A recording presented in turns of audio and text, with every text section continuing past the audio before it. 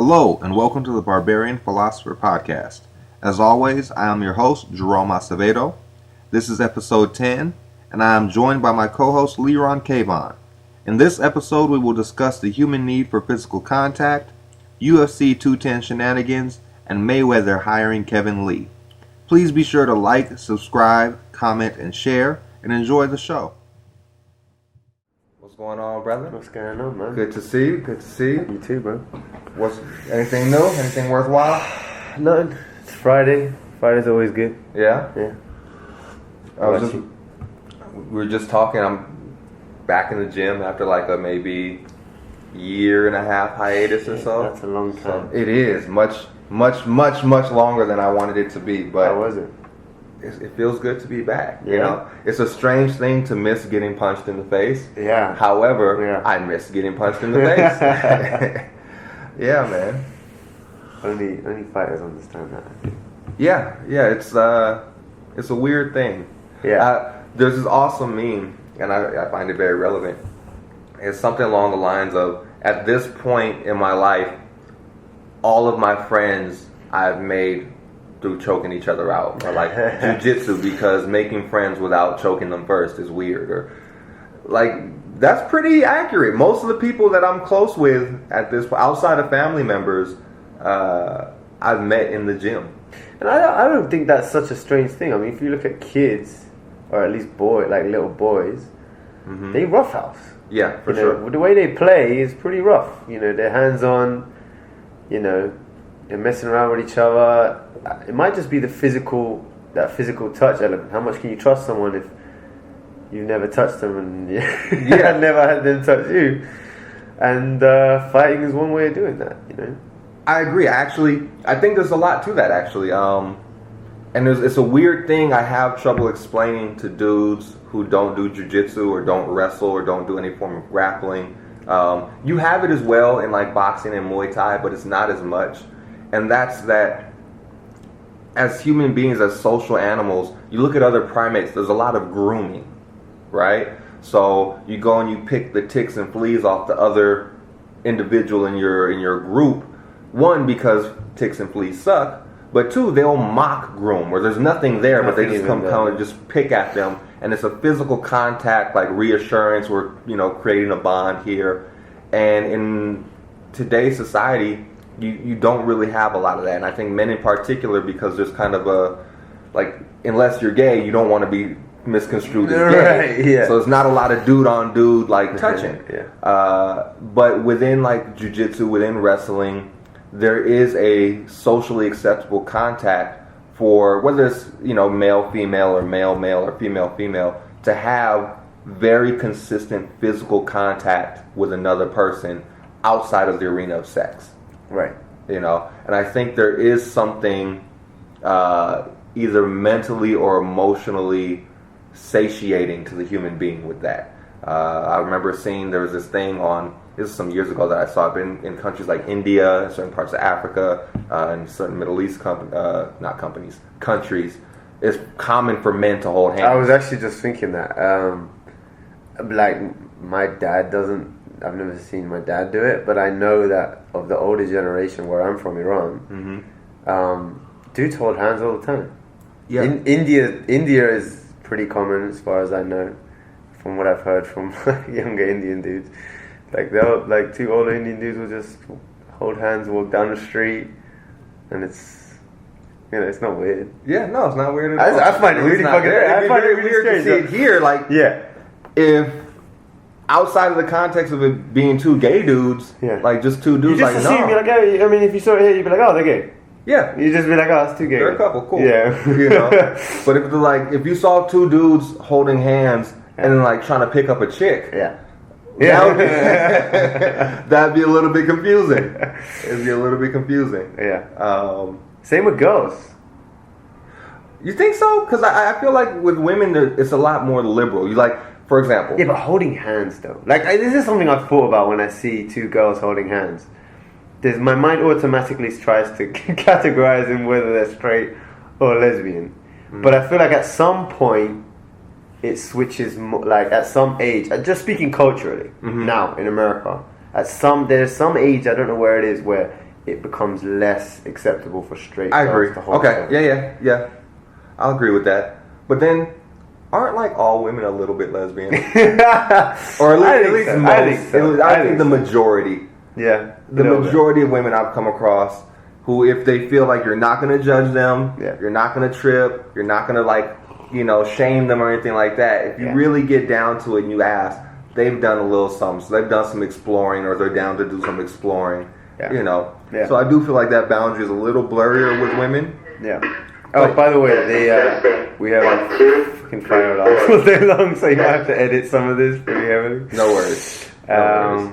But yeah, for sure, definitely more blurry. Again, that might just be a cultural thing, but definitely more blurry. Yeah, for sure. But yeah, just having that physical contact with other people, I think is a important thing with human beings, and I think it's something that we don't do very much of in today's society. Yeah. So that's a good feeling, to be back amongst that. Exactly. Yeah, man. UFC 210. UFC 210, another one. That was a very bizarre. The circus. It was. The freak show fights carry on. Man, and this time it's not even the freak show fights. It's just like it was supposed to be a regular fight. You're like, oh, that makes sense, and then boom, all this crazy shit pops up. So let's start out. Daniel Cormier and the towel. The towel. Don't forget to bring your towel. So, did you see any of that? Like, I watched it. I didn't get it at first, and then I understood. So my understanding of it was, he was overweight. He couldn't think of what else to do. It was a hard weight cut for whatever reason. Rather than take the consequences of being overweight, he comes back on the scale, takes a little bit of his body weight off on the towel. I mean, he fucking hats off to him. A, he thought of that real quick, and B, he hit 205 on the nose. Yeah, he manipulated that towel so it was only 1.2 pounds of pressure off the scale. And it's funny because you can literally see him kind of like, he's like, there it is. He's like, I'm 205. So I mean, good for him. He knows how to cheat, but his defense is that he didn't realize what he was doing. I don't know, dude. Yeah. What do you think? I don't buy that he didn't know what he was doing. There's some people who saying, well, like, how could you drop that much weight? And it's like, all right, you can go back and throw up and maybe. Testing. 1, 2, testing. Great. You can go in the back and maybe throw up and take a leak and drop some weight, but the fact that you. I mean, he probably already did all that shit by that point. True that. The fact realistically, unless they come out with a really crazy explanation. Testing, 1, 2. You fucking tested it already. It worked. The fact, realistically, unless they come out with a crazy explanation, I don't want to go even so far as to call it cheating, because I don't personally care about 1.2 pounds that much. But he bent the rules pretty heavily. And come on, the dude knew what he was doing. Yeah, I agree with you. He definitely cheated. I don't think it's something... So here's the thing. Whether he had weighed in at exactly 205 the first time around, or he missed his weight, the fight was what the fight was. That was not decided by 1.2 pounds. Is not what made Cormier beat the shit out of Rumble Johnson. No question. So even though technically, yes, you shouldn't cheat, he did not comply with the rules. And there should be repercussions for it. There should be repercussions for it. I'm not offended by it because it wasn't something that really affected the outcome. It wasn't steroids. Right. It wasn't... I mean, basically, what else is there? It's steroids, isn't it? Yeah, pretty much. Like, steroids are like dirty tacticals. Like, if, you're deliberately kicking people in the nuts and, Yeah. Poke, that type of shit. That's real cheating to me. And then maybe the IV stuff is also kind of cheating. Because they explicitly said, don't do that. Right. But the towel thing, I don't know. Yeah, the towel thing was just kind of slick. Yeah, hats off to him. So apparently, Anthony Johnson's lawyer has filed, I guess, a complaint and appeal. Yeah, which kind of seems like a bitch move, but here's his explanation. This is what he said. First and foremost, I never said I wanted DC stripped of the title. He beat me and that's that. On Instagram, he wrote this. Wayans was messed up, and at the end of the day, it was wrong. If I lose fans because I'm fighting for what's right, then so be it. I'm not complaining about the loss, I'm complaining about the weigh-ins. DC shouldn't be stripped at all, but for sure, answer to the weigh-in situation. By the way, this definitely isn't about money, that's for damn sure. It's the principle of the situation for you knuckleheads that have no brain. So, I mean, when I first heard that he was, like, basically suing or whatever, I was like, you know, I don't think the fighters should be running around suing each other for any odd reason, but that seems to make sense. I think he wants to just make sure that there are consequences to that shit, because he made weight, and you know that he has trouble making, well, not at 205, but he's had a long history of trouble making weight and so on and so forth. So I mean, I feel for him. There should be repercussions. There should be consequences. You can't be doing that shit in the UFC. You got to have a standard, and I think he's just trying to keep the standard up. Yeah, I completely concur. I felt the same way you did when I first saw it. I was like, dude, you just said you retired. Like, you can't, like, don't, just let it go. But reading his not his tweet, his Instagram post, and I'm like, yeah, that makes sense. Yeah. You just look, it is what it is. These are the rules. If you're caught breaking the rules, there's got to be some kind of penalty for it. However, it really isn't his job to do that. He might have sensed that UFC weren't going to do it themselves. Mm-hmm. Yeah, the UFC should be like, you know, on that. They should be on top of that. I agree. So should the New York State Athletic Commission. Yeah, they should have caught that. Yeah. And at first I was like, okay, well, MMA is still new there, but they have other competitive fighting there. There's boxing, there's all of that. So that shouldn't have slipped by. Yeah. You know. Yeah, it was kind of a strange situation. He's not the first person to do that.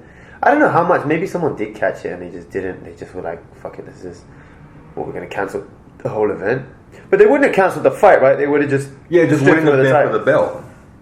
But then he's the champion, so then what? That's not fair on Rumble. True. So I guess they would have had to strip him. Perhaps so. I'm not quite sure what the consequences would have been if he didn't make weight. I know for sure it would not have been a title fight, right? But as far as whether or not, but again, that just screws over Rumble. It does, because you know, for Cormier now, he's not having a title fight. He's the champion. Right. No matter what happens, he maintains the champion. That's true. So that's true. Talk about the actual fight. Yeah, and again, I said this when we were off air. It reminded me of your last day at a job that you're going to quit, or your last day of school before vacation comes. You're there, but you're not really there. Yeah, you know. I think on holiday. He was in the Bahamas. Yeah, no question. I think he might have been there for the first 30 seconds. Maybe a minute, and then he caught that one big shot by Cormier. Yeah. And he's like, you know what? Fuck this shit. I'm done. Fuck that dude. I don't know why I even got here in the first place. And then he had that flurry where he landed a nice head kick too. He did, that's true. But it was a wild flurry. Yeah.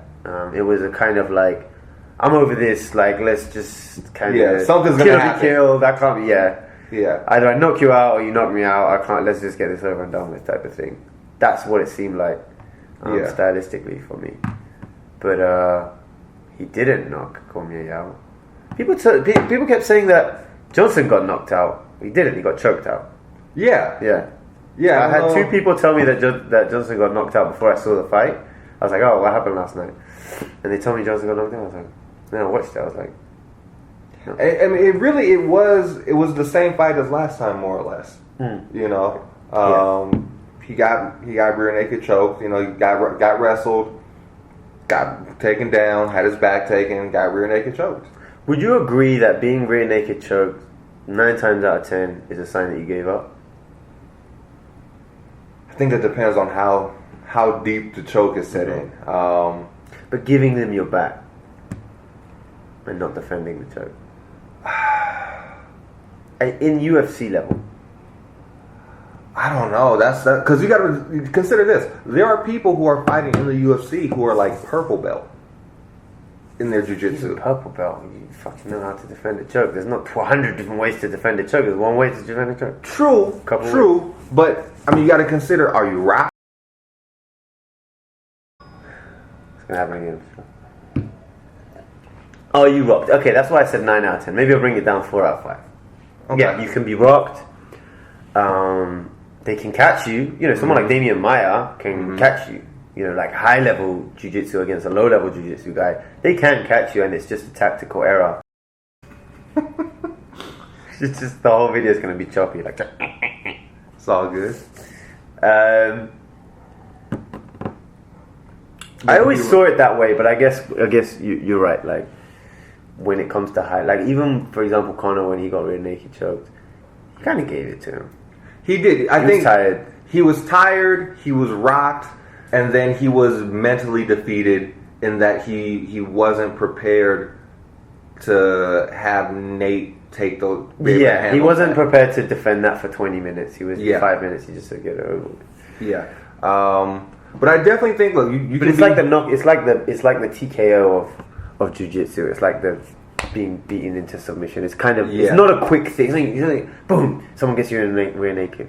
You got to work it, give them your back, sink the hooks in, roll over. Then you have to bring your chin up, sink it in. Unless you get one of those over the jaw ones, which we see a lot. Chin cranks. Those chin cranks you see a lot. Those are a little different, but you know it's a process. It's step by step, and I feel like either you fucked up a lot, or you were just really tired or defeated or whatever. I would agree that a fair amount of it. I don't know if I would say like 9 out of 10, but I think there is a fair amount of just like I'm fuck it, just fuck it.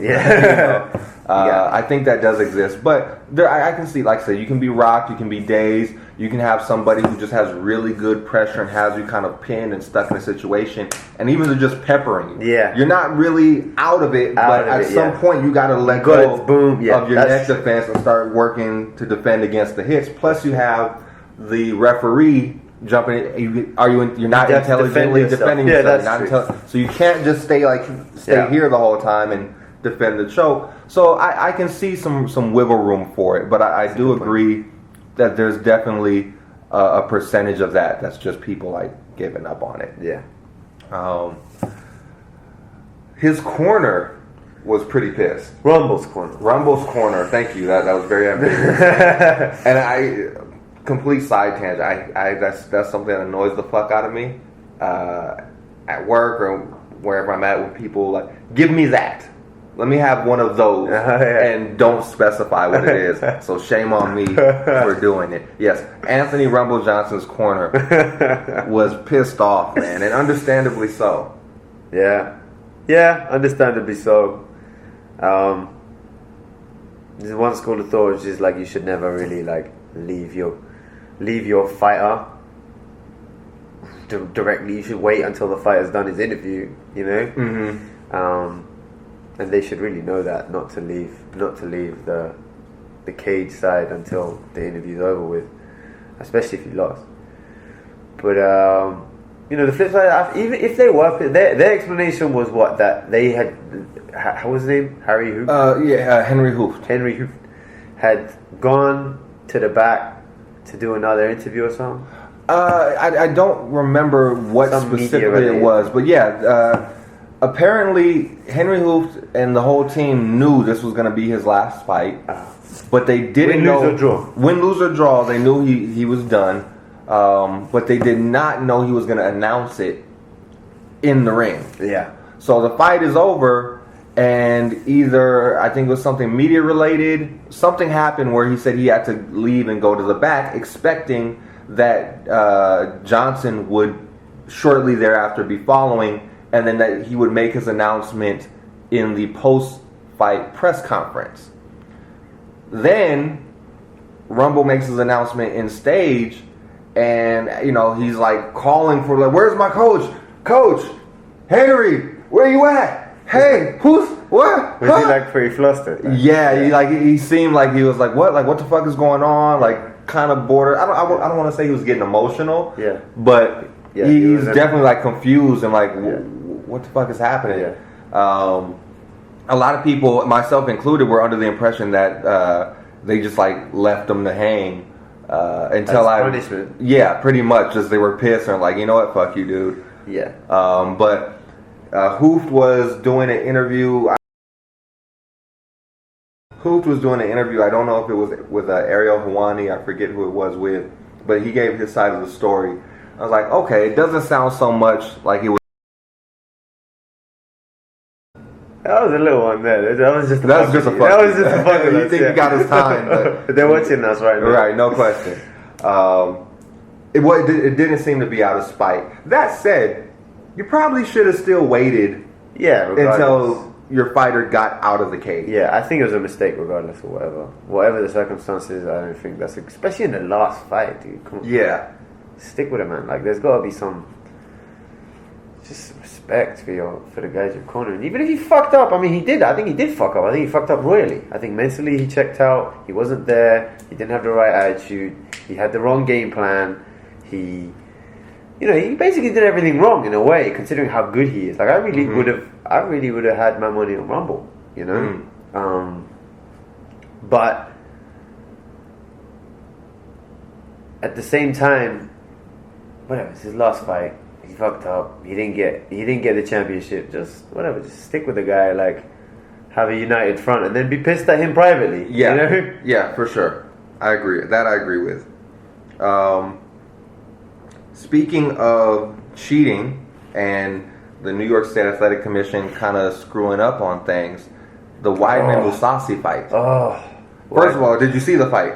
Yes, I did. What did you think of drama aside? I thought it was a great fight. Yes, I was actually. I think it was a great grappler against a great but lazy striker. Okay, and I thought it was twists and turns and all sorts of cool shit going on, and I thought it was a great MMA fight, mixed martial arts fight. Yeah, you got between to see two good fighters. You got to see some decent striking going. You got to see some good takedowns going. Mousasi did a good job of getting back up and not just getting held, flat on his back the whole time. Some really good exchanges were made. I was really enjoying. It was at a very high pace. I was enjoying that fight. I was definitely enjoying that fight. Should we give him a play-by-play of how it finished? Yeah. What happened at the ending? So at some point, Mousasi gets Weidman in like a front headlock or Darce type of position, and Weidman, and he actually states this in the post-fight interview, deliberately sets both hands on the floor so that he's considered a grounded opponent. Yeah.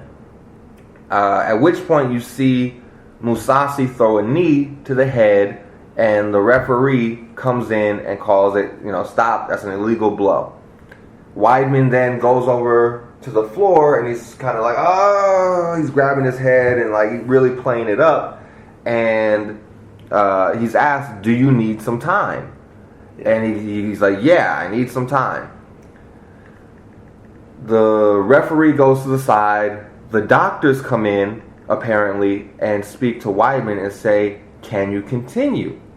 To which Weidman says no. Oh, he does say no. I went back and I saw the referee go up and speak to him, and I can hear him saying something, but I can't hear what it is specifically that he's saying. But apparently there's been more than one report that I've checked on, and they're like, yeah. So he was trying to get a DQ then? Absolutely.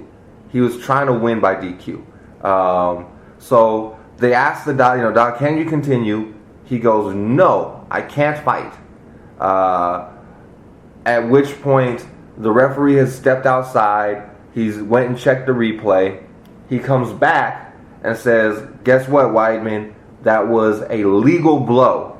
At which point, Weidman pops up. It's actually, you know what? I'm feeling pretty good. Let's do this. And so the doctor came in and looked at him again and was like, you've already made the statement. that you can't fight. I cannot let you go fight now. And so it was called, and it was given to Mousasi as a win. I'm just pulling up the video now, just because I'm curious as to what exactly the ref stopped the fight for. Did he stop the fight because he saw that Weidman was hurt, or did he stop the fight because he believed it was an illegal knee? Because if he stopped it because he believed it was an illegal knee, then all the extra stuff is, Weidman shouldn't have said, no, I'm not ready to continue. He shouldn't have gone for the DQ and so on and so forth. But it was really the ref's fault for stopping the fight for an illegal knee. We don't have video refereeing yet. We don't have that. Well, that's part of the controversy, though, because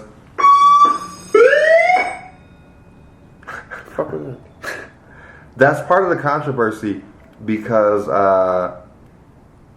he went to go check the video, but New York apparently is not honoring or I didn't know anyone did. Has that been a thing? I think it's official now. I think they're officially, it's in play now. Okay. But New York is not down with that. No, New York is not complying with it, and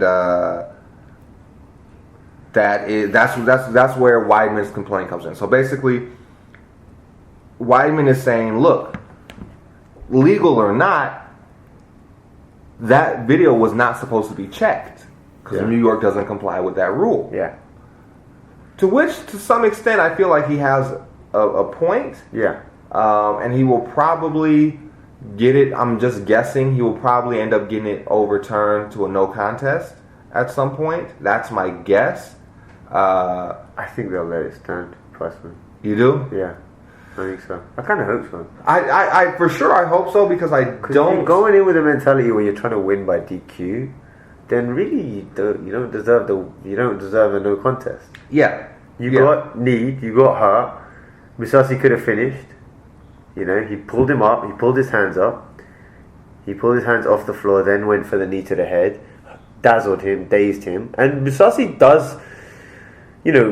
He was in a position right there where he could have finished. He could have sent multiple knees. He could have taken him to the ground and pounded him. Whether Mousasi would have done that or not is, remains to be seen, just based on the fact that, based on what type of fighter Mousasi is. Mm-hmm. But really, if you'd let things continue and the referee hadn't stopped the fight, chances are Weidman would have been put away.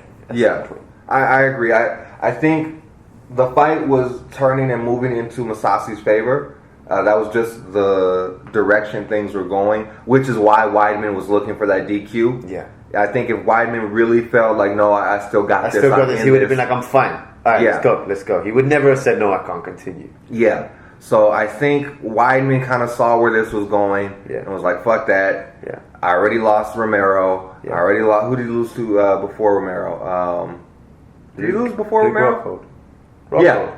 He lost to Rockhold. And he's like, these are two bad losses too. I don't want a third loss on my thing. Yeah. Fuck it. DQ. Yeah. Yeah. And I understand that mentality, but that's the wrong mentality. I agree. It's not the fighter's mentality. You're not there to not lose. Yeah.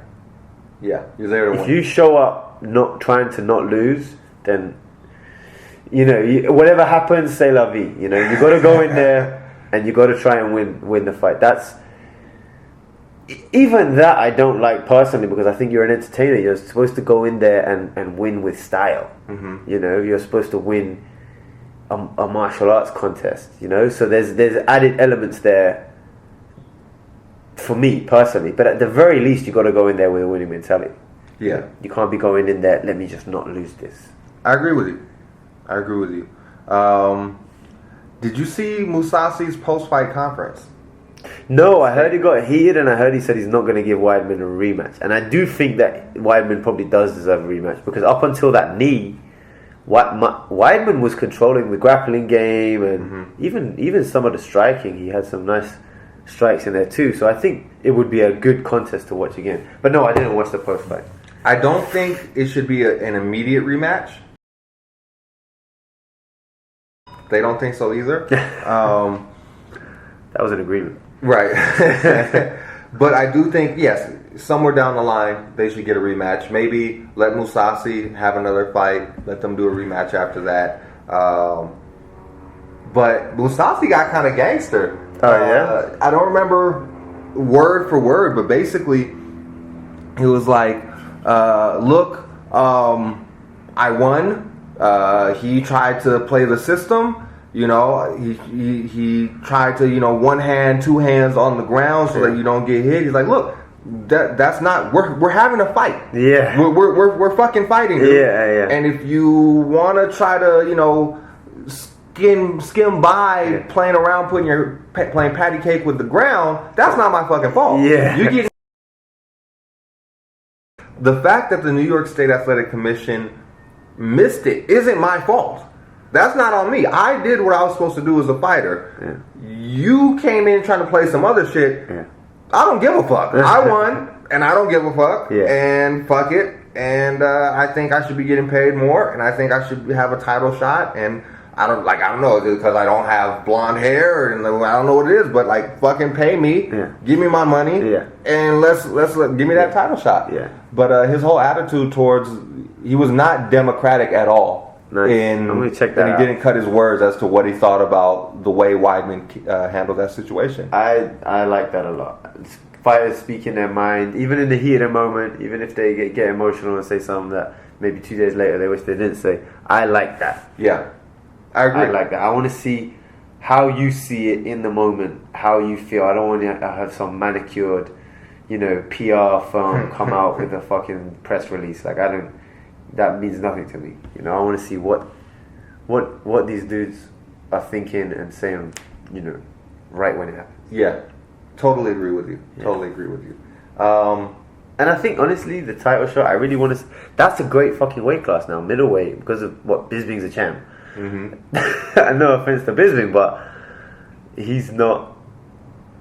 He's, you know, that title is I don't want to say up for grabs, but like, up for grabs. You know, that's everyone has a chance there. Yeah. There's no one that's like not in the running.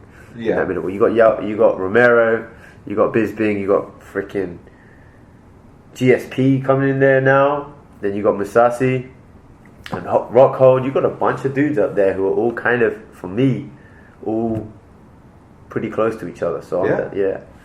Jacare is apparently at the end of his contract, but I think they're close to renegotiating another set of fights or whatever, a new contract. You're right, that is a pretty stacked division right now. It's a pretty solid fucking division. Yeah. Yeah, man. Let's see what happens there. So Mayweather has hired a UFC fighter as a sparring partner. Did we speak about this before? Was that podcast that didn't go up? That was the last one that I had some audio issues with and wasn't able to put up. Yeah. But he hired a guy named Kevin Lee as his sparring partner. And in my personal opinion, if what they're doing is trying to prep for Conor McGregor as far as movement or how he strikes, you know, how he throws his punches, anything like that, wrong fucking guy. Wrong fucking dude. Kevin Lee is a wrestler at heart, at base, and then he has some boxing on top of it. Very, very, very different style of movement, very different approach when you see him fight. Doesn't look at all McGregor-esque.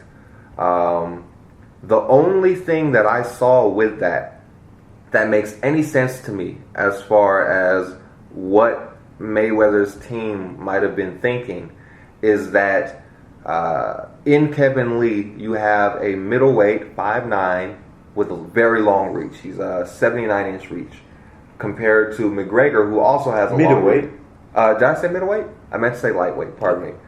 You have a lightweight in Kevin Lee, 5'9", 79-inch reach, and with McGregor, 5'9", 74-inch reach. So if they're prepping for the difference in reach, they're saying, okay, well, that's a big part of Conor's game. Yeah, it is. Long arms make a big difference. It does. It does. So I can see that. I can see them saying, okay, same weight class, he'll have a longer reach, so if we can deal with his reach, we can deal with Conor's reach. And then maybe some of the grappling clinch work or whatever that might be able to kind of be used, he can help us prep for that. In that context, I can see it. But anything outside of that, I think it was a horrible fucking idea. Apparently, Kevin Lee does some training out of the Money Team gym. And I'm kind of suspecting they're just like, he trains here. Yeah. We've seen him. We know him. Same weight class. He's an MMA guy. Yeah, MMA, You know, I suspect they didn't look too deeply into it. And but if we look deeply into it, we could say like that they're not giving MMA fighters enough respect. They're not really giving Conor as an MMA fighter enough respect because they're just choosing any old fucking dude. I've never heard of Kevin Lee. I've never heard of him. I've never even seen his fights. But if they were really trying to, or the flip side is maybe he doesn't spar with him that often. He's just an extra body or whatever. That's true. But like if they were really preparing for, and the fight hasn't been announced yet, has it? It hasn't been announced yet. So ultimately, you can't start preparing too early. But I don't know, if they're really going to take that fight seriously, they're going to have to get in a much higher level MMA guy. Yeah. But who do you bring in? The only guy I see, and we discussed this on the last one, but the Brazilian dude that Jose Aldo got before he got knocked the fuck out. To be fair, because you made a valid point, which is in his last fight, obviously it didn't work out too well for Jose Aldo. It did not work out well. But I don't think that 13 seconds was long enough to really see whether or not, I can't think of the guy's name, Brazilian dude, if working with him assisted Jose Aldo. I think Jose was emotional, came in there, fucking, I'm just gonna rear back and knock this fool out. I don't think he really went in there with the game plan of fighting style for style. Yeah. You know, and he paid the price for it. But as far as people that I've seen who have that kind of look to them when they move, that dude is the closest. What's his name? I would have to Google it. I don't know off the top of my head. Maybe post that after so people can check out videos of him. That would be cool. Yeah. Yeah. For sure. I think Anderson. Anderson? Yeah. Really? Yeah. He's much bigger. Yeah. But he's a counter fighter. He's an MMA fighter. He is tricky. Okay. He's got good head movement. He's different. He's not the same as Conor McGregor, but in terms of boxing for MMA, he's the closest dude I can think of. Okay. Let's see. And that would drum up some attention too. And Mayweather loves his attention. That's a good point. I agree with that. It's not like he can't afford Anderson Silva as a sparring partner. Mimics. I'm trying to Google this guy now. McGregor. See if I can find his name real quick.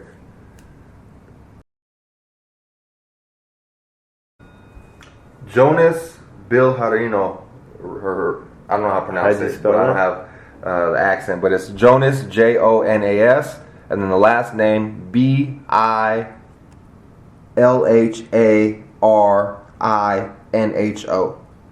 Okay. So that's the dude. If they're trying to imitate Conor's movement, I think that's the guy you want to get. Nice. Check that out. That said, I know you got some stuff you got to get into, brother. Yeah. You got the fire squad in the background interjecting. So let's go ahead and wrap this up. Thank you, everybody, for taking the time to listen. Peace out. Peace.